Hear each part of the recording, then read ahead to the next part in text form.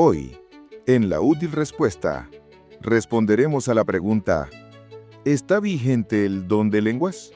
Y para ello, compartiremos una cita que hace parte del sermón Milagros, Sanidades y Lenguas, de John MacArthur.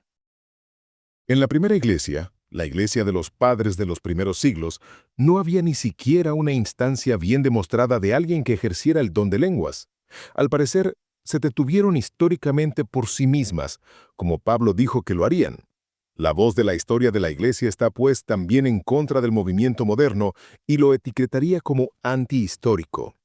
Leon Rogers dice, y cito, después de examinar el testimonio de los primeros líderes cristianos, y parece que los dones milagrosos del primer siglo se extinguieron.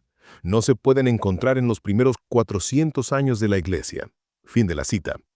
Ahora, usted puede decir, bueno, si estaban Montano y Tertuliano en la iglesia primitiva, y tiene razón, pero Montano era un hereje, calificado como poseído por el demonio que afirmó que Dios solo habló a través de él y que él era aquel en quien el Espíritu Santo moraba, y solo él. Este hombre tenía un problema, y Tertuliano era su discípulo. Durante la Edad Media, hubo algunos católicos que hablaban en lenguas. Los Shakers fueron la primera secta moderna de Estados Unidos, eran célibes, comunistas, y su líder era la madre Ann Lee, quien dijo que la segunda venida se cumplió en ella. El séptimo artículo de fe en el mormonismo aboga por las lenguas. Es una parte del mormonismo. El movimiento moderno nació en una reunión en Azusa, California, en 1914. Ahora escuchen esto. Si las lenguas cesaron históricamente alrededor del año 70 o al final del siglo I, y luego durante 1800 años no existieron, ¿qué está pasando hoy en día para que creamos que es real?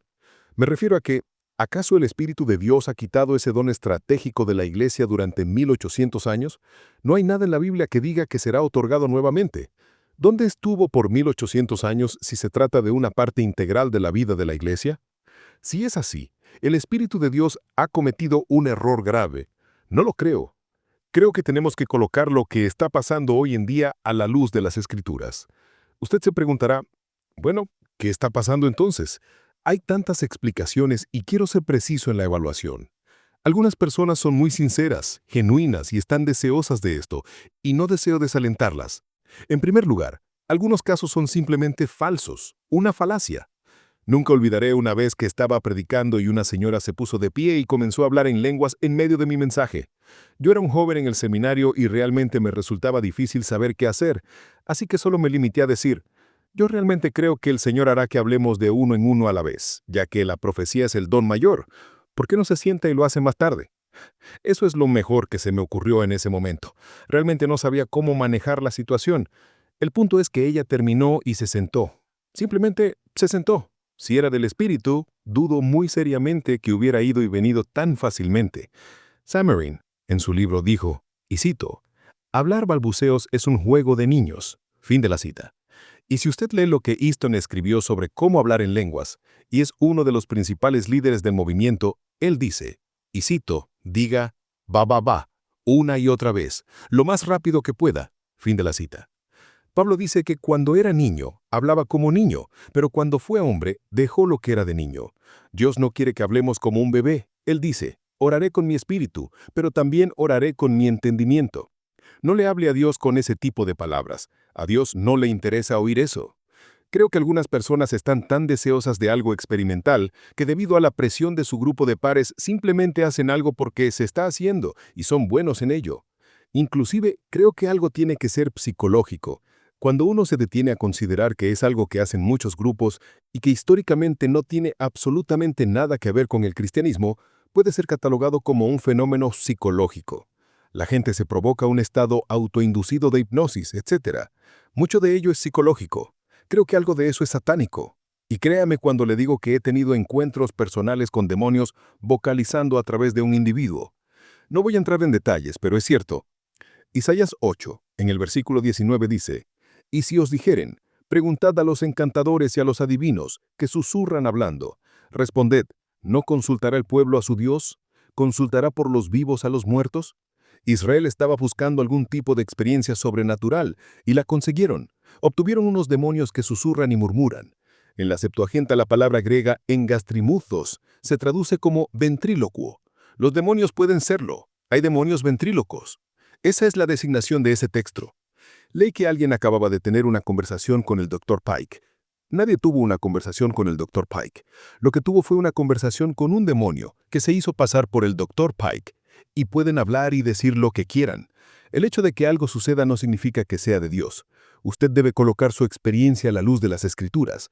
Un autor dijo, y cito, «Usted simplemente haga silencio, guarde silencio, resuelva no hablar una palabra de un idioma que haya aprendido, mantenga sus pensamientos centrados en Cristo y simplemente alce su voz y hable con confianza, que el Señor tomará el sonido y le dará forma de lenguaje». Fin de la cita. ¿Qué es eso? No es hablar a Dios con su entendimiento. Pablo dice, voy a orar con mi espíritu, voy a cantar con mi entendimiento. Usted preguntará, ¿por qué la gente busca esto? ¿Por qué lo hacen? Le voy a dar 4 razones. Primero, hay una desviación sistemática de la interpretación de la Biblia. No saben dónde corresponde cada cosa en el plan de Dios. Hablé con un hombre que tenía problemas con esto y aunque no estaba en este movimiento, yo sabía que lo estaría pronto porque no podía entender la segunda venida y no comprendía la diferencia entre Israel y la Iglesia. Confundía el antiguo pacto con el nuevo pacto. Se graduó de un seminario, pero en este tema realmente no tenía una teología definida. Se desplazaba por toda la Biblia y todo era un gran revoltijo espiritualizado. Era un alma frustrada, pero una vez por fin dijo, he decidido simplemente aplicar todo a todo el mundo. Le dije, bueno, ¿a qué horas son tus sacrificios? No se puede aplicar todo a todo el mundo. Eso no funciona. Dios opera en diferentes momentos y de diferentes maneras, de acuerdo con su propio diseño y por razones específicas. Cuando la gente no entiende la interpretación sistemática de la Biblia, cuando no entienden qué va en cada categoría teológicamente, se encuentran con todo tipo de problemas. En segundo lugar, creo que otra razón por la que la gente cae en esto es porque están hambrientos de la palabra de Dios y de la experiencia sobrenatural. Y esto es cierto. Mi corazón está con ellos. Mi corazón anhela enseñarles la palabra de Dios, porque ahí está todo. Cuando la palabra de Cristo mora en ustedes en abundancia, todo es de ustedes, ¿no es cierto? Pero estas personas no tienen eso y se mueren de hambre por la palabra de Dios porque algo real, algo divino pasa en sus vidas y se aferran a lo que pueden. Las personas que están frente a ellos les deberían estar enseñando, pero no lo hacen. Tercero, creo que mucha gente quiere mejoría física y experiencia emocional porque tiene falta de fe. En realidad no creen y tienen que estar continuamente buscando pruebas porque su fe es muy débil. Es la duda en búsqueda de pruebas. La gente quiere algo sobrenatural y entonces creerán. Finalmente, en cuarto lugar, creo que la gente lo busca porque se les ha ofrecido como un camino rápido a la espiritualidad. Uno puede llegar tan rápido, automáticamente está en el grupo superior. El movimiento moderno no tiene ninguna base en la doctrina bíblica, no observa una norma. La carne y Satanás pueden producir una experiencia falsa. Las lenguas no son exclusivas de los cristianos, por lo que no podemos decir que la experiencia las verifica. ¿Sabe usted que hay reportes de biblos en la costa de Fenicia que dicen que en el año 1100 a.C. las lenguas ya sucedían allí? Hablaban lenguas extáticas. Del 429 al 347, los diálogos de Platón hablan de ello. Del 70 al 19, Virgilio describe en la Eneida a la Sibila cumana hablando en lenguas extáticas. En la isla de Delos, Cristóstomo recuerda que lo hacían las pitonisas de Delfos. Las religiones de misterio y los cultos griegos o romanos, todos están involucrados en esto. Es algo antiguo. Hoy en día los derviches de Persia pronuncian el nombre de Alá y se sacuden de forma violenta en trances y discursos extáticos. Los esquimales de Groenlandia participan de esto. Sus servicios religiosos son liderados por un curandero sacerdote y hay baile, desnudez y todo tipo de cosas y en medio de todo esto se hablan estas lenguas que no son idiomas. Frenchen, en Aventuras en el Ártico, dijo esto, y cito, «De repente uno de los hombres se volvió loco. Incapaz de controlar el ritmo regular del servicio, saltaba gritando como un cuervo y aullando como un lobo.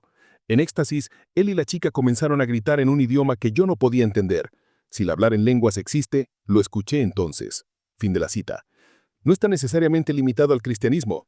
Los monjes tibetanos lo hacen. De hecho, los grabaron. Algunos de ellos hablan inglés sin tener la más remota idea acerca de ese idioma. Otros articulan en inglés grandes obras de Shakespeare. Algunos de ellos inclusive han citado a Freud en alemán. Son actividades diabólicas. Debemos llevar todo a la luz de las Escrituras. El peligro del movimiento moderno es que confunde la doctrina del bautismo del Espíritu, subordina frecuentemente a Cristo al Espíritu Santo, crea dos niveles de cristianos, los que tienen y los que no tienen, un grupo superior y uno inferior, y crea una unidad falsa. Como ya saben, la Biblia predice en Apocalipsis 17 que habrá una iglesia mundial. Me preguntaba cómo iba a pasar eso cuando todo el mundo tiene su propia teología. Pero hoy sucede algo que por primera vez en la historia fragmenta todas las líneas denominacionales. 30.000 católicos están ahora involucrados en el movimiento carismático. De 8 a 14 millones de personas están involucrados en esto. Traspasa todas las líneas denominacionales. Las personas se están reuniendo sin doctrina, no importa cuál doctrina tenga mientras posea esto. Bien podría ser que este fuese el catalizador para el movimiento ecuménico que da lugar a la falsa iglesia en Apocalipsis. Termino con esto para que usted lo medite. Segunda de Pedro 1:3 dice esto: Como todas las cosas que pertenecen a la vida y a la piedad nos han sido dadas, por su divino poder. ¿Quién? Cristo.